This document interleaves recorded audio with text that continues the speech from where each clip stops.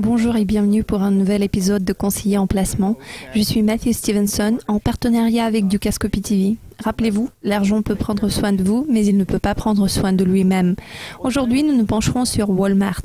Oui, le plus grand détaillant à l'échelle de la planète. 11 400 magasins.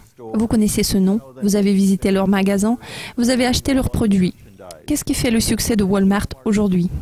C'est le volume et le chiffre d'affaires. C'est un concessionnaire à gros volume. Ils achètent de gros volumes, ils vendent de gros volumes, ils offrent de bons prix à leurs consommateurs. Le seul hic concernant Walmart, c'est que ses actions ont été relativement chères. Il a atteint 90 $ plus tôt cette année. Il a reculé d'environ 20%. Si nous regardons le graphique, les actions se négocient actuellement à environ 72 $. Elles ont reculé par rapport à leur plus haut, ce qui représente une bonne opportunité. Le ratio cours-bénéfice est de 14 à 15 fois, ce qui veut dire que le prix n'est pas trop élevé pour Wall Street aujourd'hui, mais c'est assez cher quand même. Qu'est-ce qui rend les marges bénéficiaires de Walmart si attrayantes?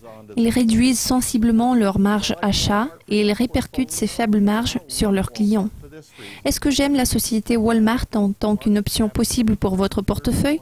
Non, je n'aime pas Walmart pour une simple raison.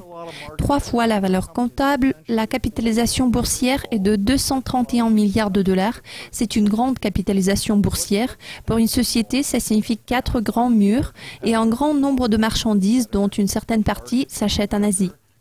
Qu'est-ce qui exerce la pression sur Walmart aujourd'hui? Ce sont leurs concurrents. Par exemple, Amazon, qui est un concurrent à faible coût, Costco est aussi un rival, Target est un autre concurrent, puis les pharmacies le sont aussi. Donc, il existe toutes sortes de détaillants dans ce marché mondial hautement concurrentiel. Cette société a montré une très bonne performance au cours des 3 à 4 dernières années. C'est une bonne société, elle est bien gérée, mais c'est une société qui est chère. Si les marges sont réduites, ce qui me préoccupe, oui, bien sûr, ils vont continuer à vendre de gros volumes, comme ils l'ont toujours fait, mais seront-ils capables d'offrir un bon rendement à leurs actionnaires? Seront-ils capables d'offrir le même rythme de croissance dont ils bénéficiaient au cours des 20 dernières années, après que Walmart est apparu sur la scène nationale? Alors 72 $ est déjà une bonne affaire en comparaison avec 90 $. Cependant, le prix qui me paraît le plus raisonnable se situe entre 55 et 60 $, lorsque le ratio cours-bénéfice serait de 10 à 11 fois.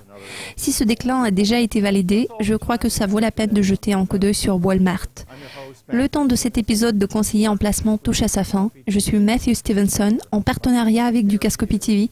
Rappelez-vous, l'argent peut prendre soin de vous, mais il ne peut pas prendre soin de lui-même.